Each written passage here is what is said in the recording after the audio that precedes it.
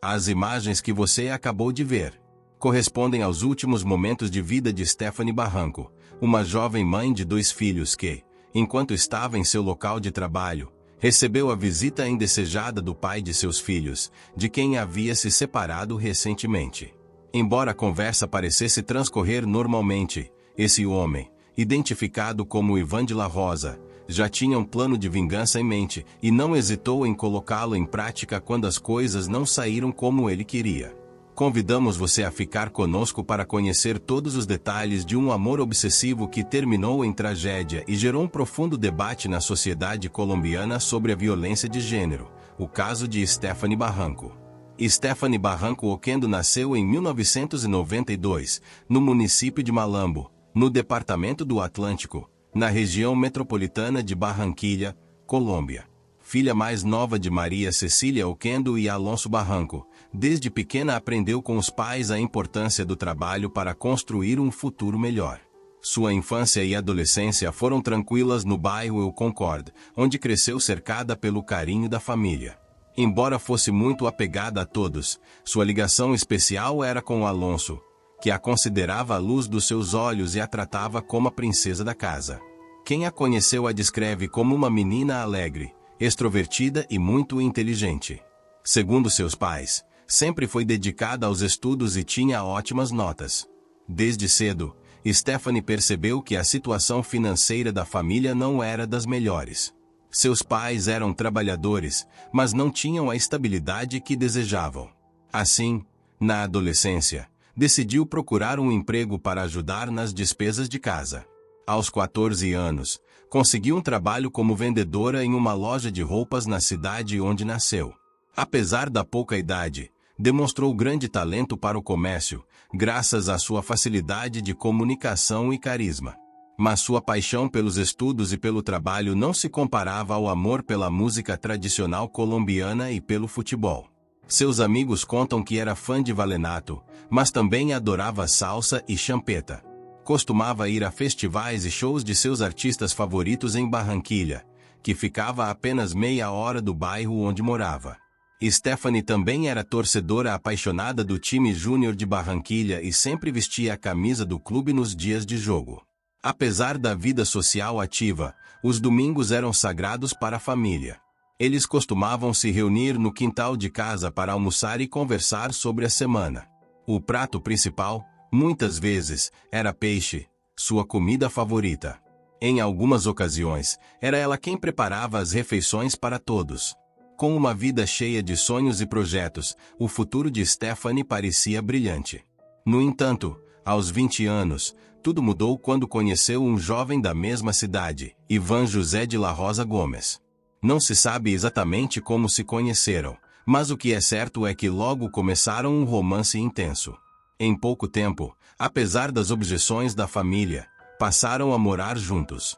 Testemunhas dizem que, no bairro, corria o boato de que Ivan trabalhava como segurança em empresas privadas, mas não mantinha os empregos por muito tempo, pois supostamente cometia furtos e era demitido com frequência.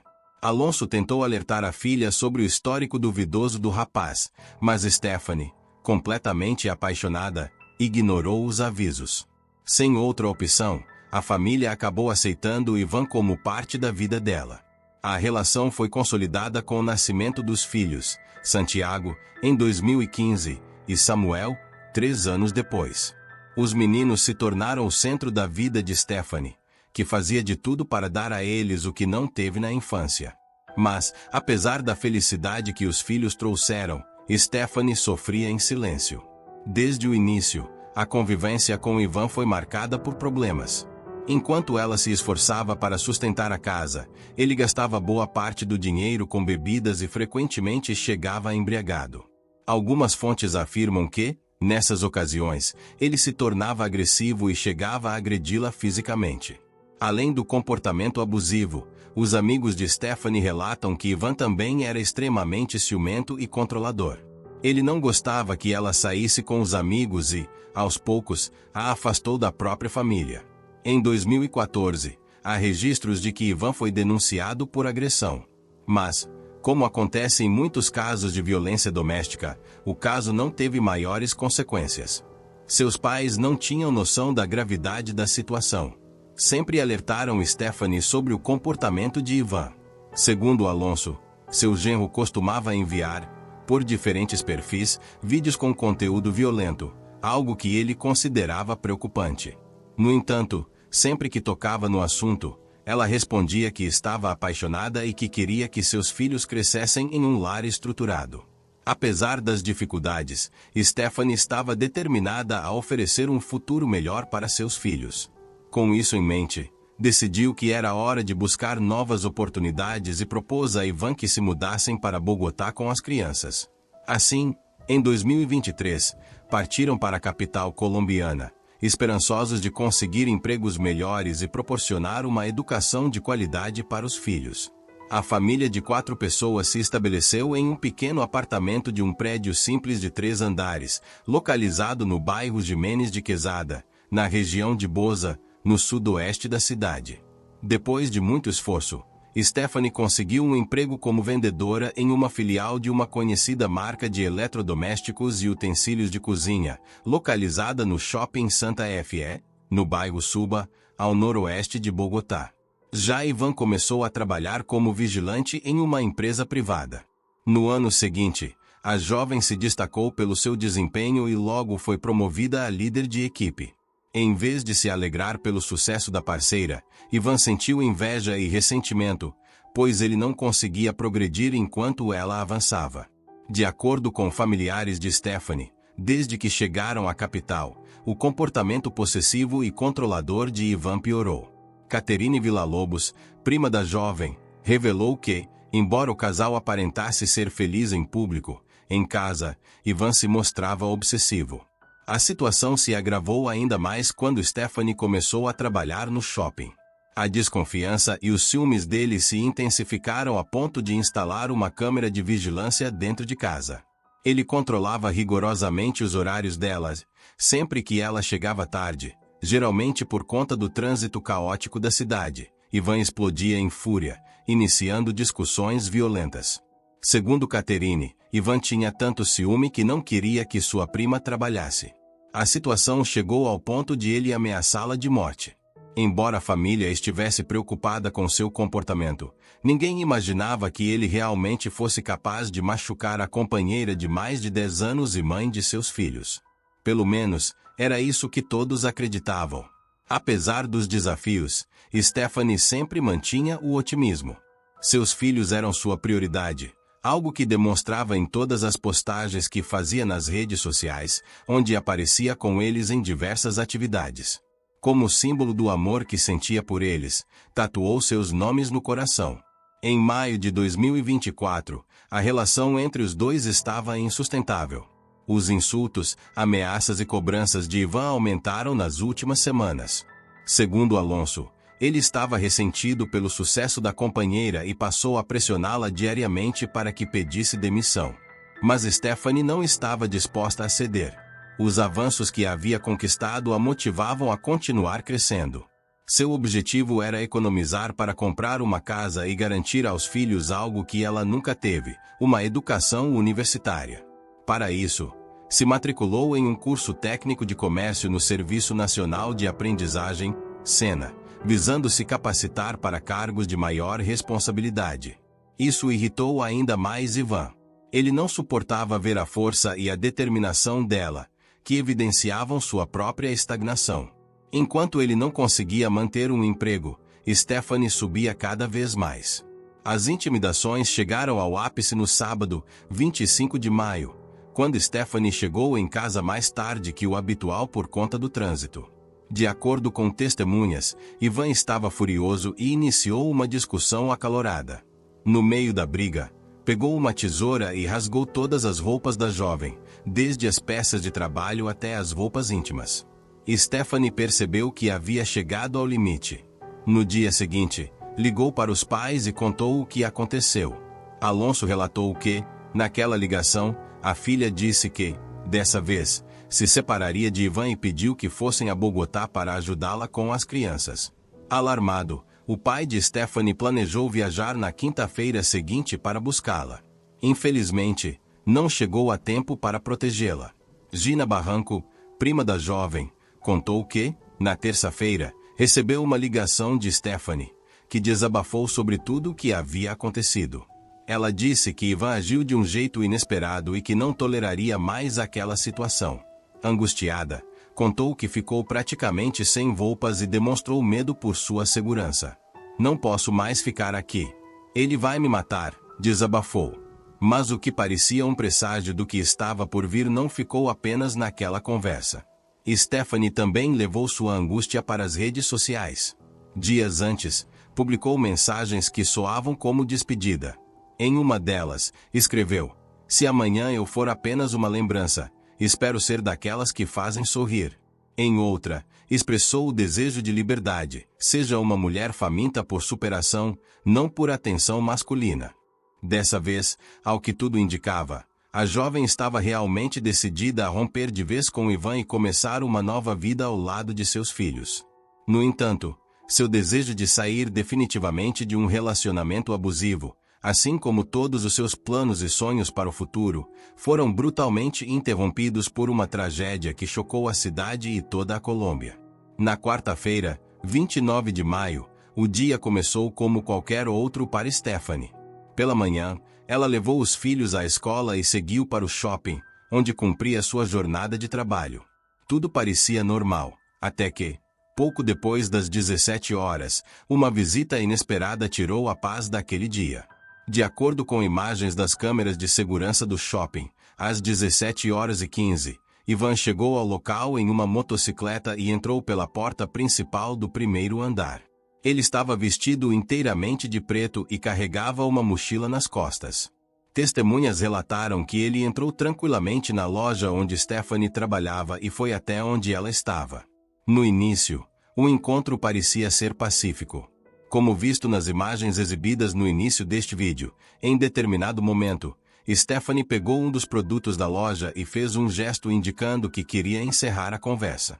Foi então que, de repente, Ivan se virou, tirou a mochila e, sem qualquer aviso, sacou um objeto cortante, atacando repetidamente sua ex-companheira.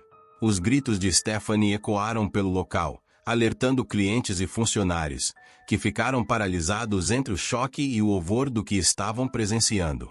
Desesperada, a jovem tentou se defender com as panelas e utensílios ao seu alcance, mas nada pôde fazer contra a brutalidade do ataque, que durou apenas alguns segundos. Stephanie caiu no chão, fatalmente ferida. Enquanto isso, as pessoas começavam a reagir. Alguns gritavam, insultando o agressor e pedindo ajuda. Foi então que Ivan, diante de todos, voltou a atenção para si mesmo e desferiu 2 golpes profundos contra seu próprio corpo. Ele caiu entre os produtos da loja, gravemente ferido, mas ainda com vida. O shopping rapidamente se encheu de curiosos, que se amontoavam ao redor da cena. Indignados, algumas pessoas começaram a agredi-lo com socos e chutes, tentando fazer justiça com as próprias mãos. Minutos depois, agentes da Polícia Nacional e da Polícia Metropolitana de Bogotá chegaram ao local. Em meio ao caos, retiraram uma pessoa em uma maca. Era Stephanie Barranco Oquendo, de 32 anos, que infelizmente não resistiu. Pouco depois, também sob forte escolta, levaram Ivan de la Rosa Gomes, de 36 anos, o ex-companheiro da vítima, que foi encaminhado de urgência ao Hospital Simão Bolívar. A tragédia logo se espalhou por toda a cidade e pelo país. As imagens do ataque, gravadas por testemunhas, começaram a circular nas redes sociais, intensificando a comoção nacional.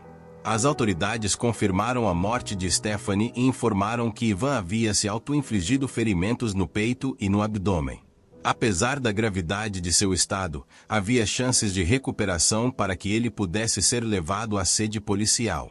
Mais tarde, Alonso, pai de Stephanie, contou que recebeu uma ligação de colegas de trabalho da filha, informando sobre sua morte e revelando que o responsável pelo crime era seu ex-companheiro. A notícia devastou a família. Embora houvessem sinais do comportamento controlador e obsessivo de Ivan, ninguém poderia imaginar que ele chegaria ao ponto de tirar a vida de Stephanie.